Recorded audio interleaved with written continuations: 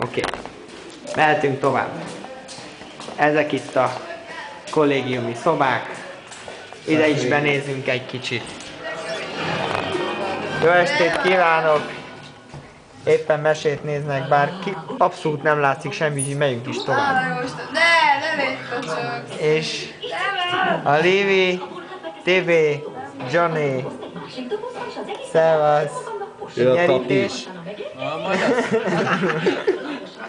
Cső.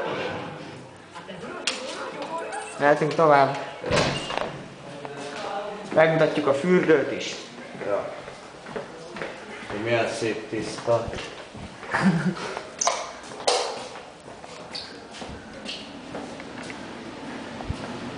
És itt pedig a fürdő. Ezt kérem szépen, a fürdő fel kell iratkozni. Tükrök mindenhol, ami kell, bazzeg. A kuka. Ott vagyok én. Csövi! Ő az alapja. Kit kell üdvözölnöm? Kiket kell üdvözölnöm? Vegyed meg a puskás fiú. Üdvözlöm a puskás fiúkat! Mehetünk tovább. Lányfilmet bemutatjuk? Persze. Oké. Sima. Menjünk be a szobába.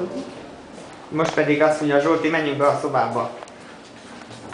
Mi lakunk itt. Igen, de kamerát mutok. És itt van az én barátnőm.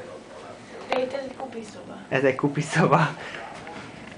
Számítógép, minden ami kell, televízió, kis Jó, lámpa. várjál, itt vannak, akiket etetett a Zsolti. Igen, őket eteti a Zsolti.